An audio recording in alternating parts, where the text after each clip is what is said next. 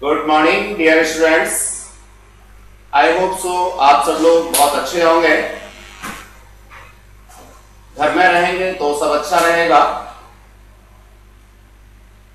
पिछली क्लास में हम लोगों ने काफी कुछ काम किया था, आज उसी को आगे बढ़ाएंगे और कुछ इनडायरेक्ट मेथड्स के बारे में हम लोग सीखेंगे।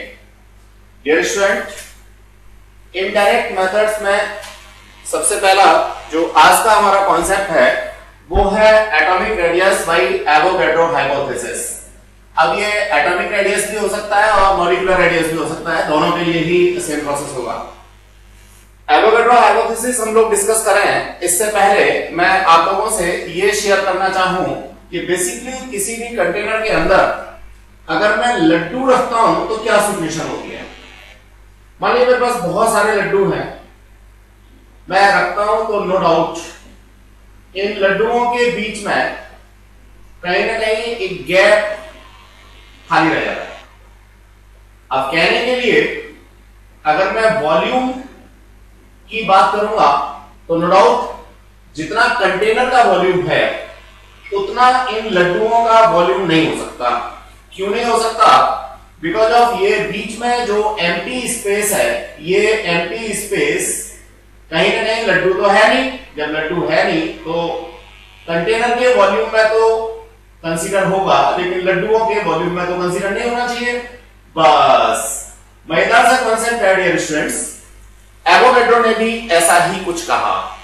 एवोगैड्रो कहते हैं कि अगर किसी कंटेनर के अंदर मैं किसी भी सब्सटेंस के मॉलिक्यूल्स को प्लेस करता हूं, इट मे बी गैस और may be liquid whatever so, तो नो डाउट जो मेरा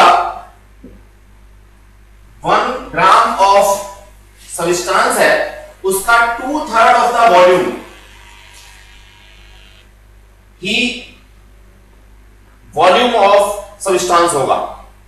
अगर मान लीजिए मैंने 1 वॉल्यूम प्लेस किया कंटेनर के अंदर तो इसमें 2/3 ही वॉल्यूम होगा सब्सटेंस का या मॉलिक्यूल्स का, यानी 1/3 ये वाला स्पेस है जो यहां पे एम्प्टी था।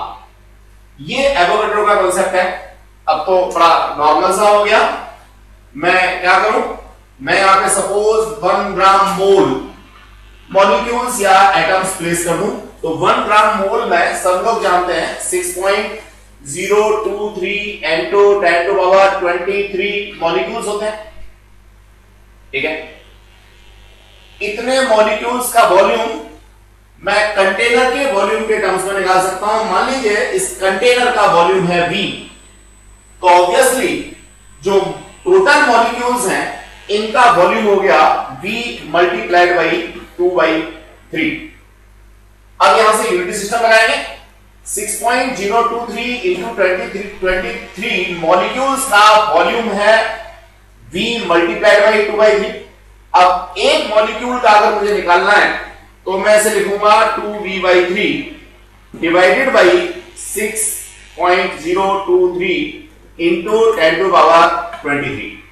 इस तरह से ये मेरे पास 1 मॉलिक्यूल का साइज आ गया। अब इस साइज को अगर मैं 4/3 पाई r क्यूब के इक्वल प्लेस कर दूं तो मैं यहां मॉलिक्यूलर रेडियस फाइंड आउट कर सकता हूं। That is the concept which is provided by Avogadro, जिसको हम लोगों ने यूज किया किसके लिए?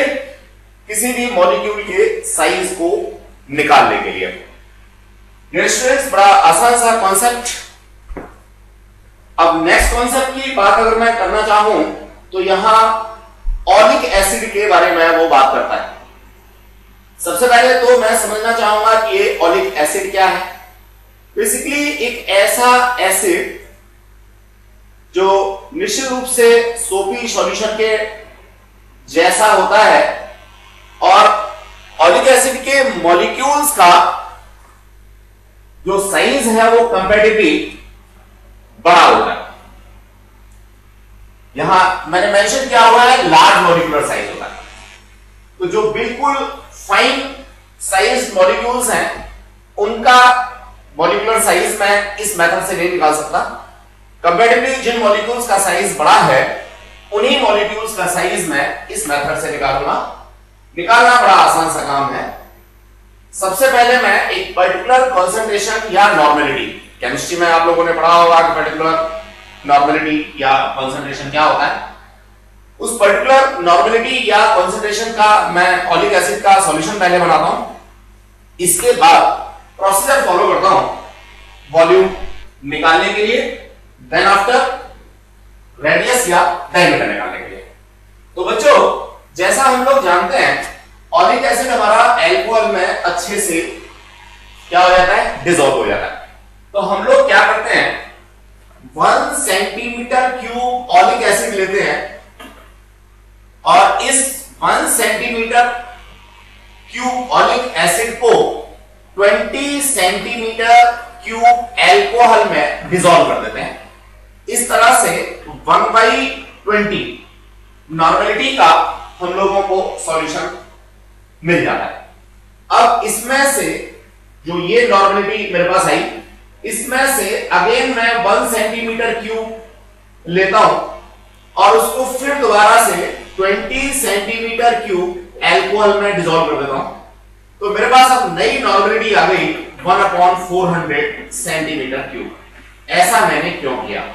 ऐसा मैंने इसलिए किया कि मैं कम ऑलिक एसिड खर्च करके एक प्रॉपर नॉर्मेलिटी का सॉल्यूशन फाइंड आउट करना चाहता हूं। कोई स्टूडेंट ऐसा भी कर सकता था कि 400 सेंटीमीटर क्यूब अल्कोहल ले लेता और उसमें 1 centimetre cube oleic acid place करता, लेकिन स्टूडेंट्स इस केस में हमारा अल्कोहल काफी ज्यादा लगता।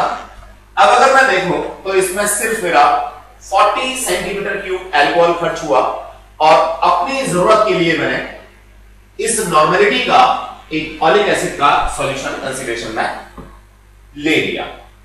तो इस तरह से हम करते हैं। कोई स्टूडेंट हो सकता है 1/500 का बना ले, कोई जरूरी तो है नहीं कि वो हमेशा 1/400 नॉर्मेलिटी की लेगा या कॉन्सेंट्रेशन लेवल लेगा। जब मेरे पास ये आ गया तो मैं आगे क्या काम करूंगा ये जरा सीखने की कोशिश करूंगा। अभी तक तो मैंने केमिस्ट्री का काम किया है, फिजिक्स का काम किया ही नहीं है। एक पर्टिकुलर कॉन्सेंट्रेशन लेवल का ऑलिक एसिड का सॉल्यूशन मैंने बनाने की कोशिश किया है। अब मैं आगे बढ़ता हूं। आगे स्टूडेंट मेरे को फिजिक्स का काम करना है कि मैं इसकी हेल्प से किस तरह से निकालूंगा। मैं क्या करता हूं, V वॉल्यूम की n ड्रॉपलेट्स लेता हूं। जो मेरे पास 1/400 कॉन्सेंट्रेशन लेवल का सॉल्यूशन मिला था, इसमें से V वॉल्यूम की n ड्रॉपलेट्स लेता हूं। इस तरह से V वॉल्यूम की n ड्रॉपलेट्स के अंदर जो ऑलिक एसिड का वॉल्यूम होगा, वॉल्यूम ऑफ ऑलिक एसिड होगा, वो होगा Vn/400। तो ये वॉल्यूम मैंने ले लिया किसका, ऑलिक एसिड का। बाकी क्या था इसके अंदर, बाकी थी इसके अंदर अल्कोहल। अब मैं इस Vn/400 ऑलिक एसिड को एक वाटर की सरफेस के ऊपर जेंटली प्लेस करता हूं।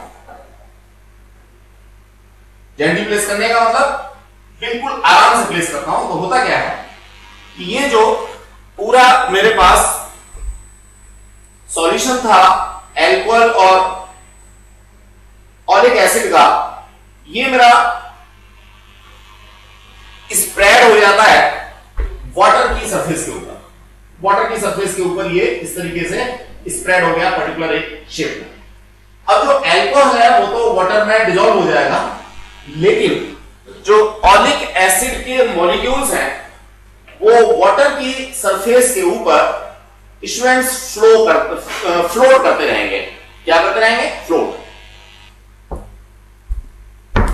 और इस तरह से फ्लोट करेंगे कि वो सारे एक दूसरे से कांटेक्ट में आते हैं, यानी एक दूसरे मॉलिक्यूल के ऊपर कोई भी मॉलिक्यूल नहीं होगा, सारे साइडवेज होंगे।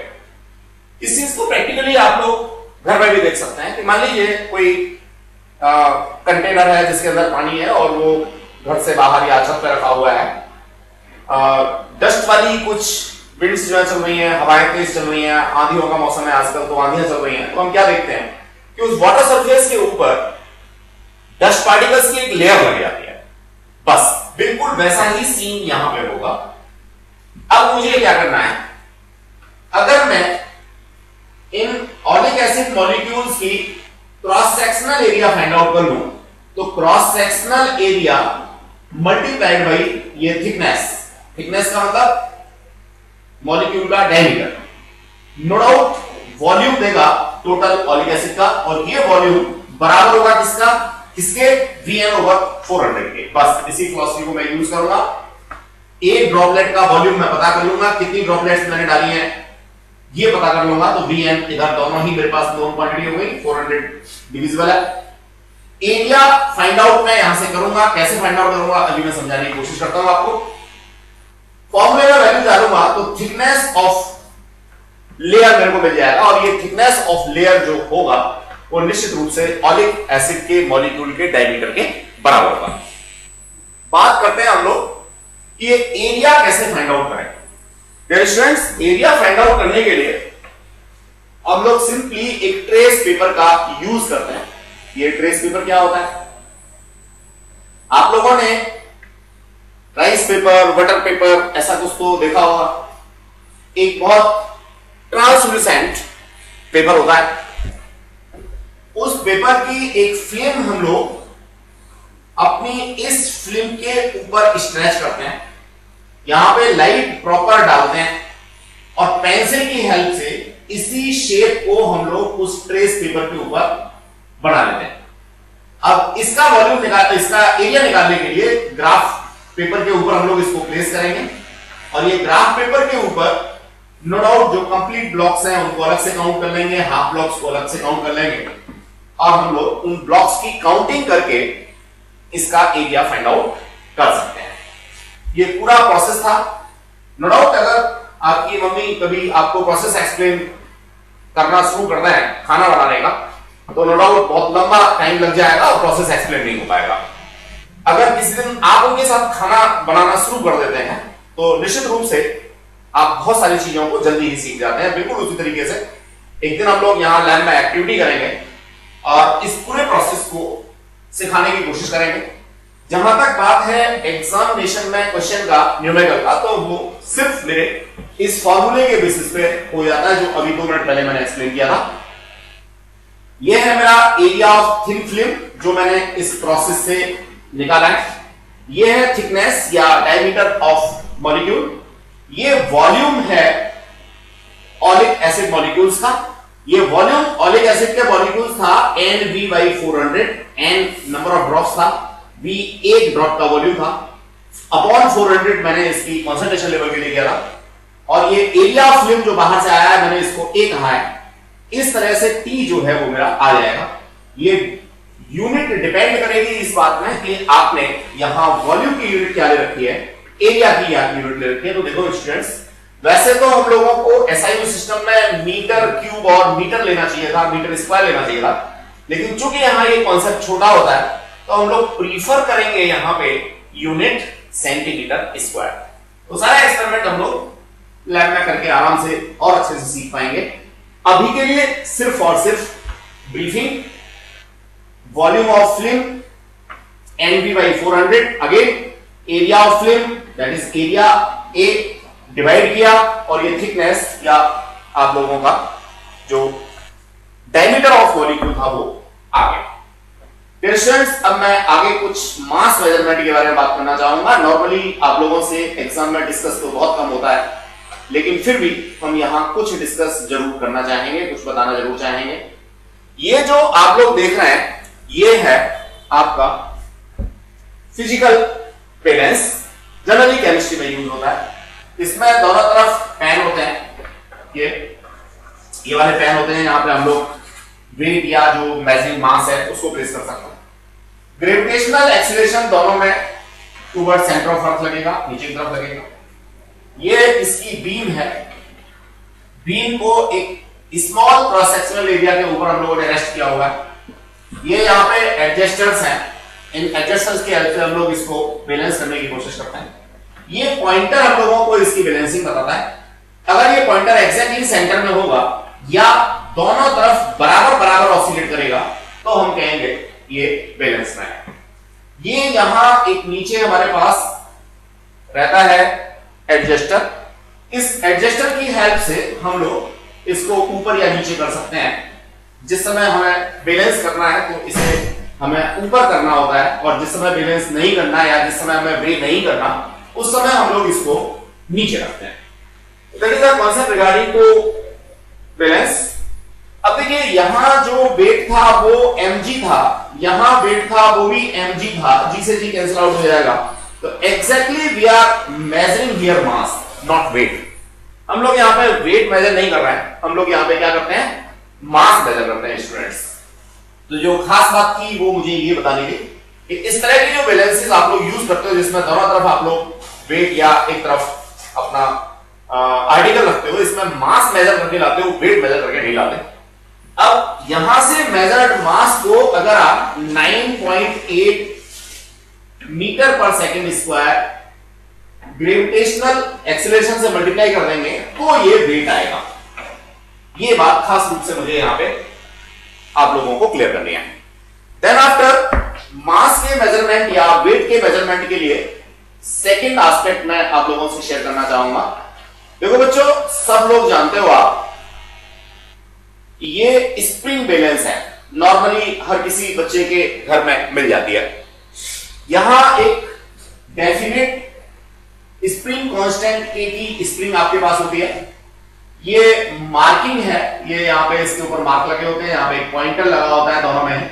जैसे ही हम इस हुक के ऊपर ये मास लगा देंगे तो ये पॉइंटर हमारा नीचे आ जाएगा और यहां कहीं ना कहीं किसी एक ब्लॉक के ऊपर या एक मार्किंग के ऊपर रेस्ट करेगा। अभी तक भी यहां चूंकि मैंने कोई यूनिट नहीं लिख रखी, ये जो मार्क लगा रखे हैं मार्कों की कोई यूनिट नहीं लिख रखी, तो मुझे नहीं पता कि मैं इससे क्या मेजर कर रहा हूं। मेरे को यहां केयरफुली देखना होगा कि यूनिट क्या लिखी है। अगर सिर्फ किलोग्राम यूनिट लिखी है तो इट विल मेजर मास। अगर वो kgf लिखता है तो then it will measure weight, या वो न्यूटन लिखता है तो इट विल मेजर वेट, या वो gf लिखता है ग्राम फोर्स तो ये वेट मेजर करता है। अगर वो सिर्फ ग्राम लिखता है तो ऐसी स्थिति में वो मास मेजर करता है। किलोग्राम लिखता है तो वो यहां पे मास मेजर करता है। That is the concept regarding to your spring balance. Spring balance में हम लोगों को यूनिट को जरूर कंसीडर करना होता है, किस यूनिट में हम मेजर कर रहे हैं। यूनिट ही हमें ये बताएगा कि exactly we are measuring here mass और measuring here weight. Thank you students, ये हमारा मेजरमेंट्स का कॉन्सेप्ट कंप्लीट हो गया। अब हम लोग आगे बात करना चाहेंगे, यहां से जो आगे की चीजें हैं वो competitive exam as well as CBSE दोनों के लिए ही बहुत इंपॉर्टेंट है। सीबीएसई में इसकी वेटेज बहुत ज्यादा नहीं है डियर स्टूडेंट्स। एक क्वेश्चन आपके यहां आता है फर्स्ट टर्म में, सेकंड टर्म में तो पक्का आएगा, 100% आएगा, लेकिन फाइनल टर्म तक जाते जाते कहीं ना कहीं इसकी वेटेज कम हो जाती है। लेकिन मैं ये बताना चाहूंगा कि ये एक्चुअल में फिजिक्स का एब्स्ट्रैक्ट है।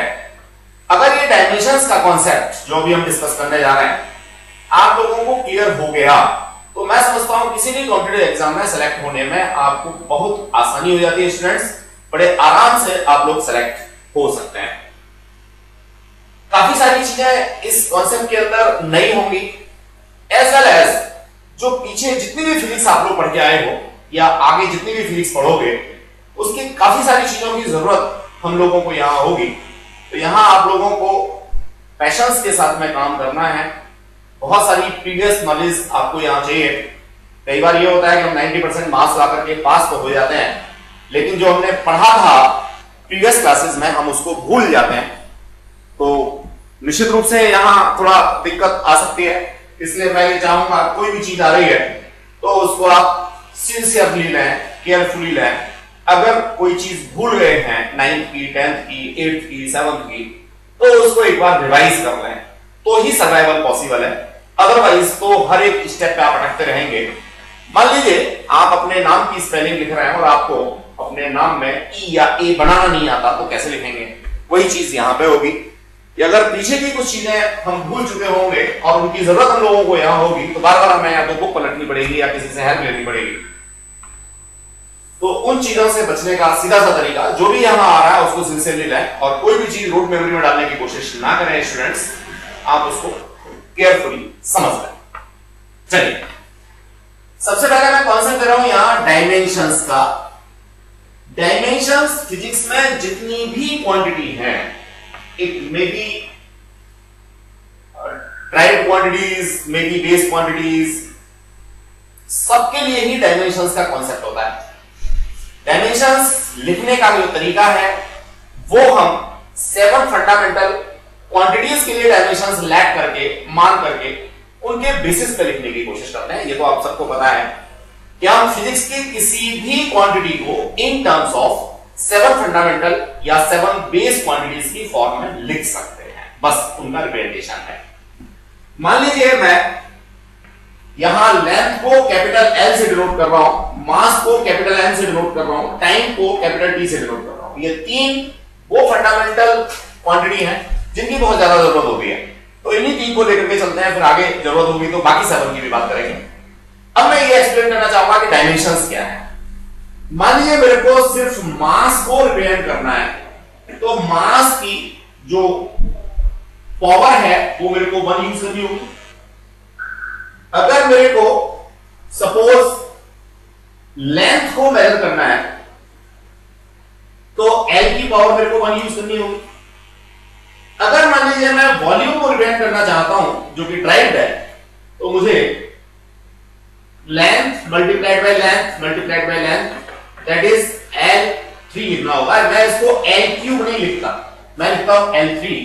तो एग्जैक्टली जो 3 है इसी को मैं डायमेंशन कहता हूं। यानी किसी भी क्वांटिटी को रिप्रेजेंट करने के लिए फंडामेंटल क्वांटिटी को कितनी पावर्स तक रेज किया जाए, कितनी पावर्स उसकी शो की जाए, लिखी जाए, जिससे कि मैं क्वांटिटी रिप्रेजेंट कर सकूं, तो उन्हीं पावर्स को मैं यहां डायमेंशंस कहता हूं। तो बच्चों, लेंथ के लिए L1, मास के लिए M1, टाइम के लिए T1, ये डायमेंशंस मैंने यहां पे पढ़ ली।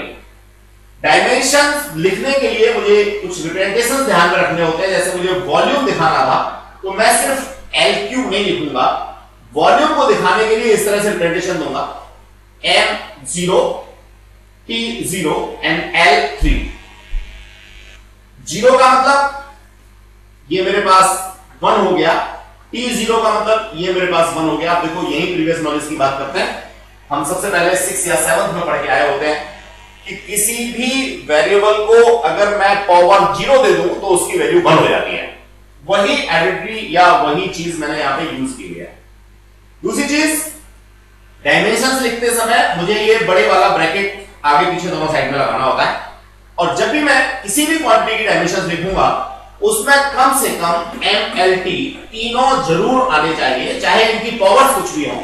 जैसे वॉल्यूम के लिए यहां इसकी पावर या डायमेंशन 0 है, इसकी पावर या डायमेंशन 0 है, और वॉल्यूम के केस में लेंथ की पावर या डायमेंशन 3 है। तो मैं यहां पावर वर्ड कभी भी यूज नहीं करूंगा, सिर्फ आपको समझाने के लिए मैंने बताया है कि हम इसको पावर समझ सकते हैं, लेकिन ये है एक्चुअल में क्या, डायमेंशन। इसको हम लोग क्या कहते हैं, डायमेंशन। तो ये कॉन्सेप्ट था डायमेंशन का। इलेक्ट्रिक करंट चूंकि मेरी फंडामेंटल या बेस क्वांटिटी है, तो इसके लिए डायमेंशन मैंने दिया हुआ है A, यानी A1। तो मैं इसको A की पावर 1 तो नहीं कहूंगा, लेकिन इसको क्या कहूंगा, A1 कहूंगा। बिल्कुल इसी तरह से 7 फंडामेंटल्स में 4 तो आपने पढ़ ली, कुछ और भी हैं। जस्ट लाइक हम लोग टेम्परेचर की बात करते हैं, तो टेम्परेचर के लिए हम लोग कैपिटल K लिखते हैं। ल्यूमिनस इंटेंसिटी जो हमारी बेस क्वांटिटी थी उसको हम स्मॉल cd लिखते हैं, और जो अमाउंट ऑफ सब्सटेंस है उसको हम लोग MOL लिखते हैं। अगर ब्रैकेट के अंदर हमने ये लिखा हुआ है तो इसका मतलब हम लोग डायमेंशंस लिख रहे हैं। ये एक अलग बात है कि इन डायमेंशंस में 1 हमने कहीं मेंशन नहीं किया है, अंडरस्टूड है कि अगर कुछ भी नहीं है तो वो 1 होगा। Then after we are moving towards dimensional formula. देखिए स्टूडेंट्स, मैं जब तक इंडिविजुअल पढ़ रहा था तब तक ये डायमेंशंस थी। अब अगर मैं यहां कॉम्बिनेशन लेकर के रिप्रेजेंटेशन देता हूं तो उसे क्या कहूंगा, डायमेंशनल फॉर्मूला कहूंगा। डिफाइन एक बार हम लोग देख लेते हैं। The expression which show how and which, कितनी और कौन सी fundamental quantity represent dimensions of a physical quantity, यानी किसी फिजिकल क्वांटिटी को रिप्रेजेंट करने के लिए कितनी और कौन सी बेसिक क्वांटिटीज या फंडामेंटल क्वांटिटीज को हम लोगों ने कंसीडरेशन में लिया हुआ है। इसे हम लोग अगर एक ब्रैकेट के अंदर प्लेस कर रहे हैं तो इसे हम लोग डायमेंशनल फॉर्मूला कहेंगे। एग्जैक्टली अगर मैं वॉल्यूम के डायमेंशनल फॉर्मूला की बात करूं, मैंने सबसे सिंपलेस्ट पकड़ा हुआ है, तो वॉल्यूम का dimensional formula m0 L3 T0 होगा, जिसको बड़े वाले ब्रैकेट के अंदर लिखना जरूरी है। इसी तरह से मैं मोमेंटम की बात करूं, अब प्रीवियस नॉलेज की बात हम लोग कर रहे थे, कहां है क्या है। जब तक मुझे ये नहीं पता कि मोमेंटम जो है वो मास इंटू वेलोसिटी के बराबर है या mass into length upon time के बराबर है, तब तक मैं डायमेंशन नहीं निकाल सकता। यानी कि मुझे किसी भी फॉर्मूले को, किसी भी इक्वेशन को तब तक ब्रेकअप करना होता है जब तक कि सारे के सारे टर्म्स मेरे फंडामेंटल या बेस क्वांटिटीज के अंदर ना आ जाएं। तो यहां मुझे काफी ज्यादा जरूरत होती है छोटे छोटे फॉर्मूले जो मैं पढ़ के आया हूं उनको जानने की। तो ये मेरे पास हो गया mass into length upon time. अब यहां से मैं इसका डायमेंशनल फॉर्मूला निकाल सकता हूं। मास मेरा एक बार आ रहा है इसलिए m1, लेंथ मेरा एक बार आ रहा है इसलिए L1, टाइम मेरा रेसिप्रोकल में आ रहा है एक बार, तो मैं इसको लिखूंगा t-1। तो मैं ये कह सकता हूं कि जो मोमेंटम है, लीनियर मोमेंटम है, लीनियर मोमेंटम में मास की डायमेंशन 1 होती है, लेंथ की डायमेंशन 1 होती है और टाइम की डायमेंशन -1 होती है। तो डायमेंशंस क्या है, कैसे इनको रिप्रेजेंट किया जाता है, आई होप सो ये बात आप लोगों को समझ में आ गई होगी। तो बच्चों ये कुछ भी नहीं है, ऐसे मान सकते हैं कि कोई केमिकल इक्वेशन है, हम डिफरेंट बहुत सारी केमिकल नेम्स न लिख करके उनके जो रिप्रेजेंटेशंस हैं, जैसे सोडियम के लिए Na यूज करते हैं, एल्युमिनियम के लिए Al यूज करते हैं, फिर उनकी हम लोग क्या जो वैलेंसीज हैं उनको नीचे लिख देते हैं। तो बिल्कुल उसी तरीके से डायमेंशंस हम लोग लिखने की कोशिश करते हैं। फर्स्ट टाइम आप लोग इसको पढ़ रहे हैं इसलिए मेरे को ये सारी चीजें कंपेयर करके बतानी हो रही हैं। बाकी केमिकल इक्वेशंस तो आपने लिखी हैं, तो लगभग वैसे ही हमें लिखना होता है। फायदा क्या है इसका? फायदा सबसे बड़ा ये है कि लेस स्पेस में मोर ग्रेस्पिंग हो जाता है। हम लोग छोटी सी चीजें लिख करके ही बहुत कुछ यहां से जान लेते हैं। डायमेंशनल फॉर्मूले के बाद मैं डायमेंशनल इक्वेशन के बारे में आपसे डिस्कस करना चाहूंगा। एक तरफ आप फिजिकल क्वांटिटी का नाम लिखें, इक्वल का साइन लगा करके डायमेंशनल फॉर्मूला आप लिख दें, तो उसे आप लोग डायमेंशनल इक्वेशन कहेंगे। जैसे अभी मैंने कहा था, तो मैं यहां लिखना चाहूंगा सपोज क्या वॉल्यूम, वॉल्यूम तो वॉल्यूम इक्वल्स टू बड़े ब्रैकेट के अंदर m0 L3 T0। तो एग्जैक्टली ये पूरा का पूरा कॉन्सेप्ट वॉल्यूम का डायमेंशनल इक्वेशन कहलाएगा। गेटिंग द कॉन्सेप्ट और नॉट? तो ये एक बेसिक डिफरेंस है इक्वेशन और फॉर्मूले में।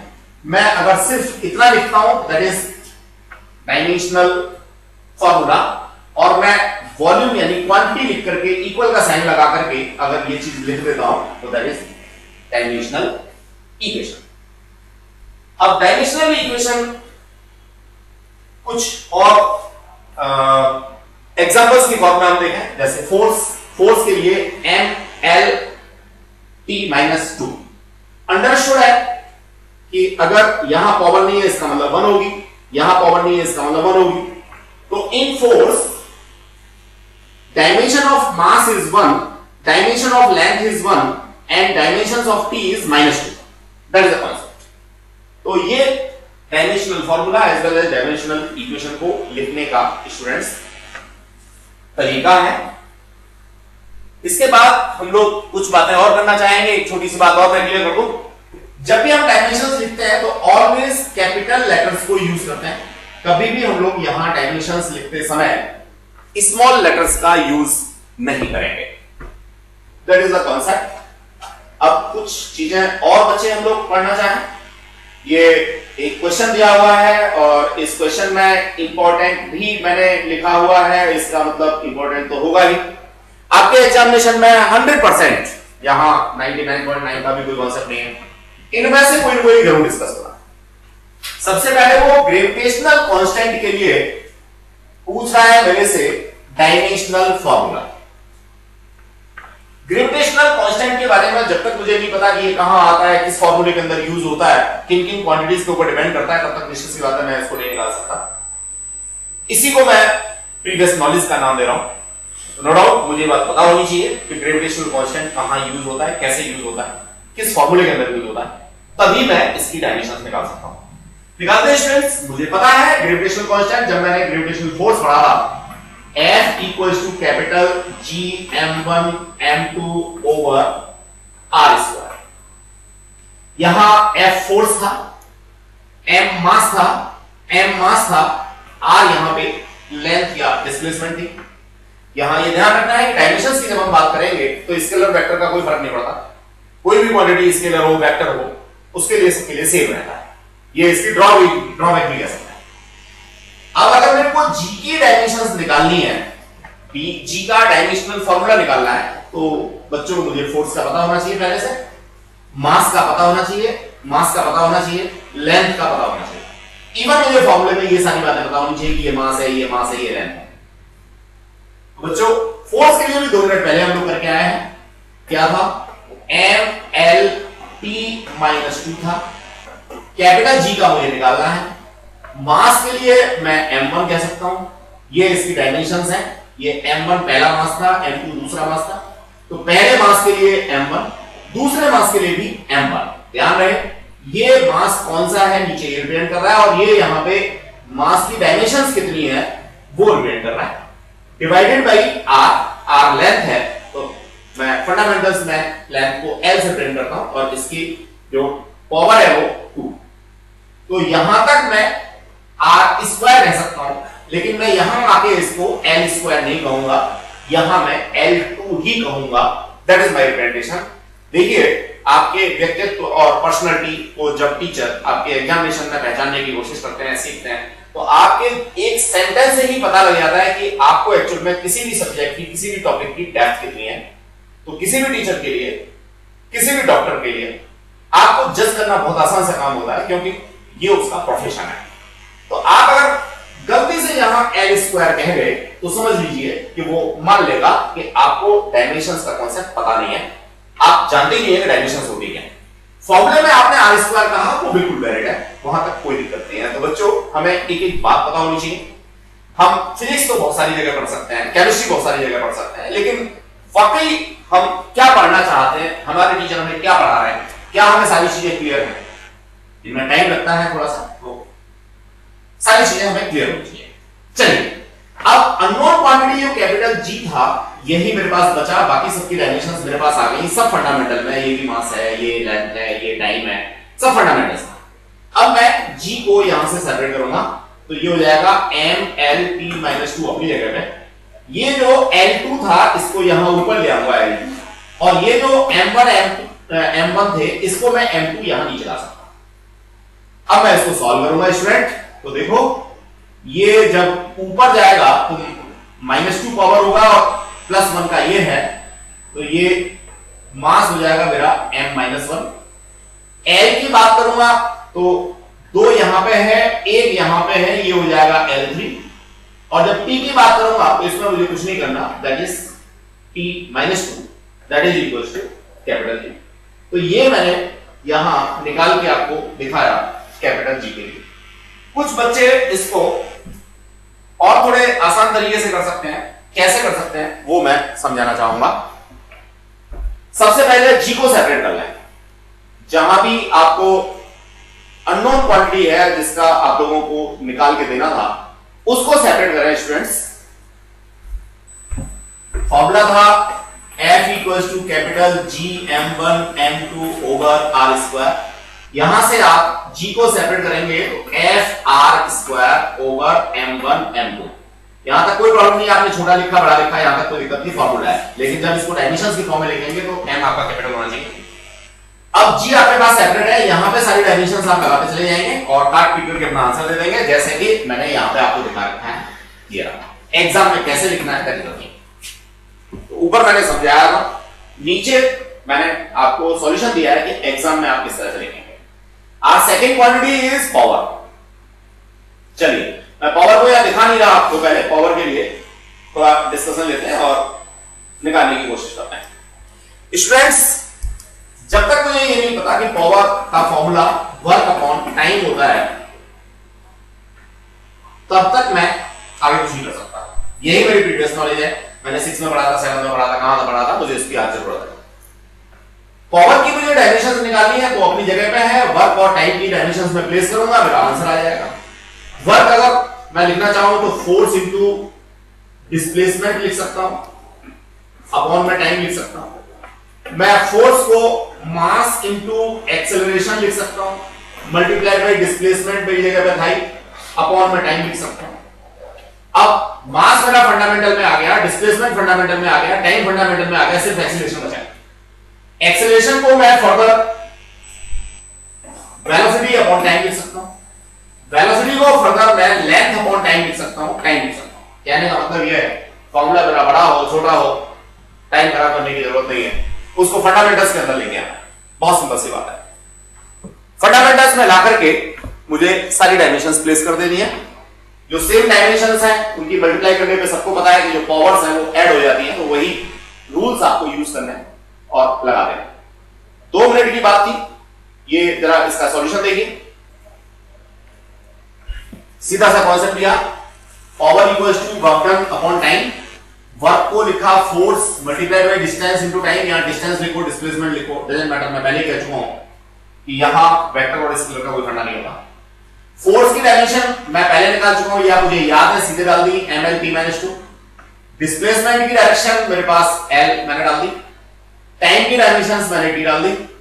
ऑपरेट किया, सिर्फ t मेरा ऊपर जाएगा तो -2 पहले से था, नीचे वाला ऊपर जाएगा तो एक माइनस और जुड़ जाएगा, तो मैंने लिख दिया।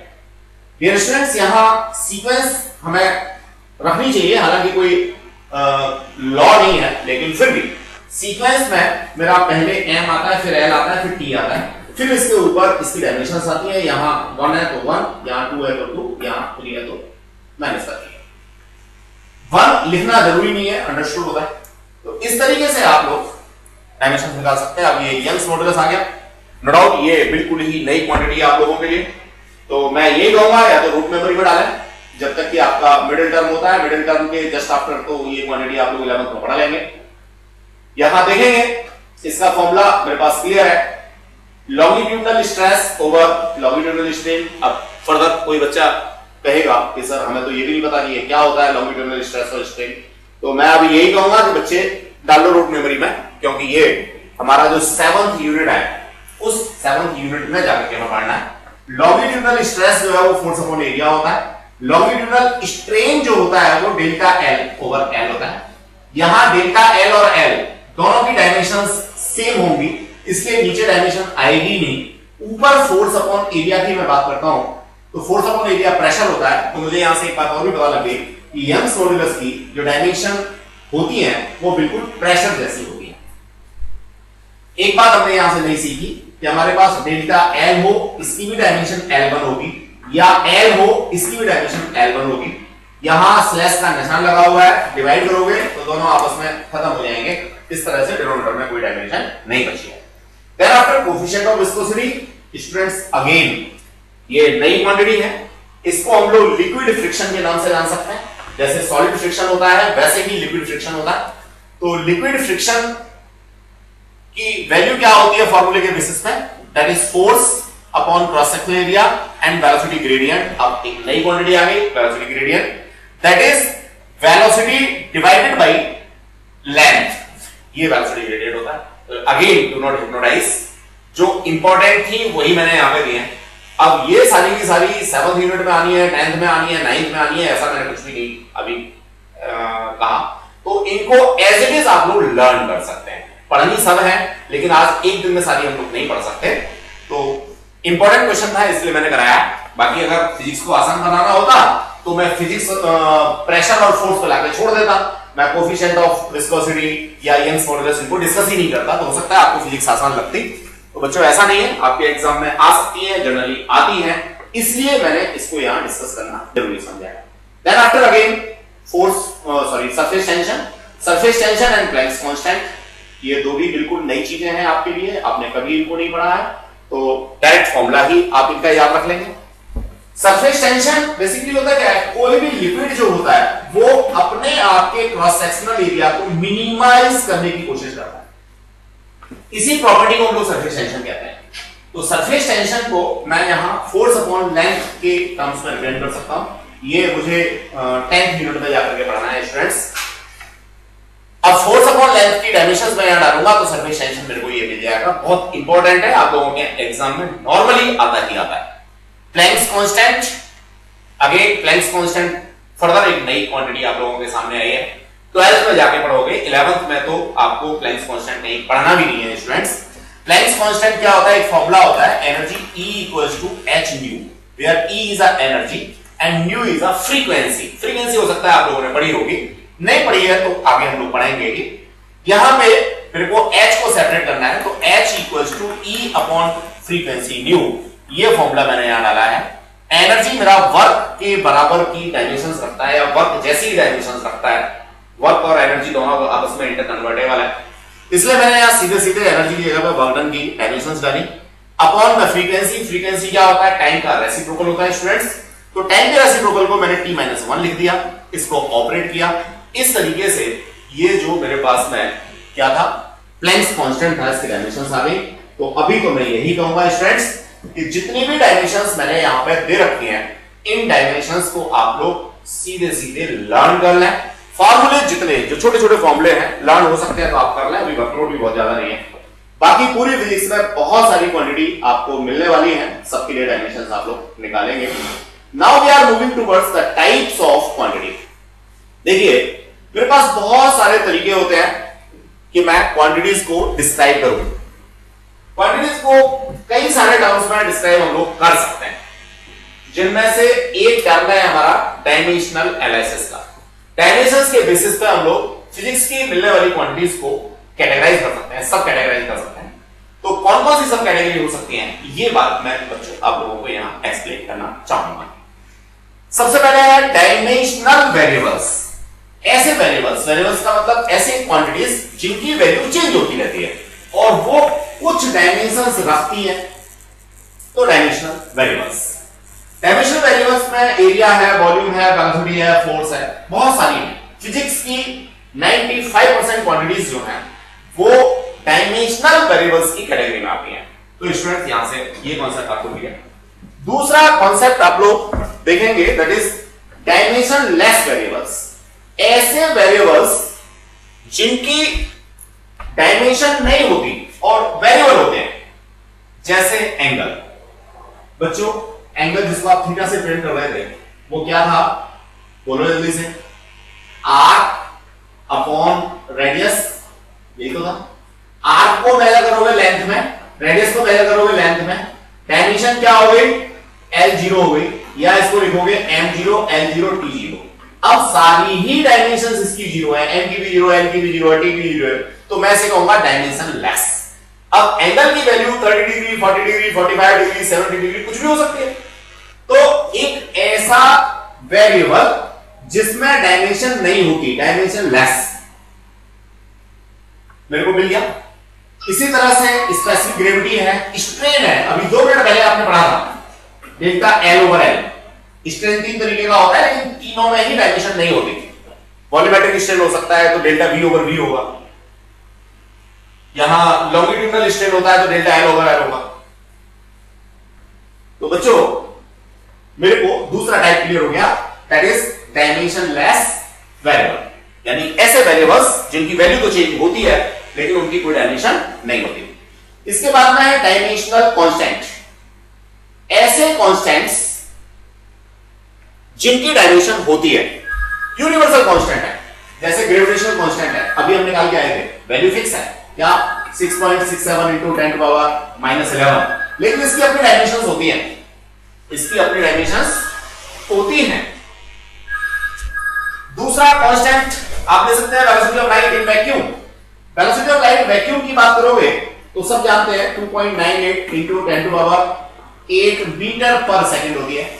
कांस्टेंट है, क्या है, कांस्टेंट है, लेकिन इसकी अपनी डायमेंशंस हैं। वेलोसिटी वाली वही lt-1 m0 lt-1 वेलोसिटी के लिए ये डायमेंशन आप डालोगे तो ऐसे कांस्टेंट्स जिनकी डायमेंशंस होती हैं वो इस कैटेगरी के अंदर आते हैं। There are so many examples, दो तो मैंने ही आप लोगों को बता दिए, बाकी आप और भी सर्च कर सकते हैं। जब शाम को सोएंगे तो आप सोच के सोएंगे कौन कौन सी क्वांटिटी है जो डायमेंशन लेस कांस्टेंट्स है। Gravitational constant, Planck constant, velocity of light के बारे में बात की थी। इसके बाद में फिजिक्स में आगे आने वाली कुछ और भी क्वांटिटी हो सकती है जिन्हें हम लोग डायमेंशन लेस कांस्टेंट्स के नाम से जानते हैं स्टूडेंट, यानी ऐसे कांस्टेंट, ऐसी क्वांटिटीज जिनकी वैल्यू कांस्टेंट होती है लेकिन उनकी कोई डायमेंशन नहीं होती। जैसे पाई कांस्टेंट है, डायमेंशन कोई भी नहीं है। एक्सपोनेंशियल ई वैल्यू फिक्स है, वैल्यू कांस्टेंट है, लेकिन डायमेंशन नहीं। तो इस तरह से मैंने कैटेगराइजेशन सीख लिया। थैंक यू स्टूडेंट्स, बहुत अच्छा लगा। डायमेंशंस कैसे निकालते हैं, डायमेंशंस क्या होती हैं, इनडायरेक्ट मेथड के दो तरीके हम लोगों ने आज सीखे। नो डाउट इस पर थोड़ा सा वर्कआउट करेंगे। मेरी क्लास के बाद में अगर मान लीजिए 1 घंटे की मेरी क्लास है तो ये लाजमी है कि आपको फिजिक्स घर पे जाकर के कम से कम 2 घंटे पढ़नी चाहिए। जो हम लोगों ने यहाँ पे किया है, जो न्यूमेरिकल्स हमने अंदर डाल रखे हैं या न्यूमेरिकल्स जो असाइनमेंट में दे रखे हैं, वो आप लोगों को लगाने चाहिए। अगली क्लास में नया कुछ भी कंटेंट पढ़ने से पहले वो मेरे से शेयर कर लेना चाहिए, उन चीजों को पूछ लेना चाहिए। नेक्स्ट क्लास में हम लोग एप्लीकेशंस ऑफ डायमेंशनल एनालिसिस की बात करेंगे। That will be a very important concept again. अब देखो बच्चों, मैं रोजाना कहूं या ना कहूं आपसे, यहां फिजिक्स में सब कुछ क्या है, इंपॉर्टेंट है, क्योंकि हर क्लास के बाद में जो अगली क्लास आती है वो हमारी इंटरलिंक होती है। जब तक हमें सारी क्लासेस क्लियर नहीं होंगी तब तक दिक्कत होगी। Thank you.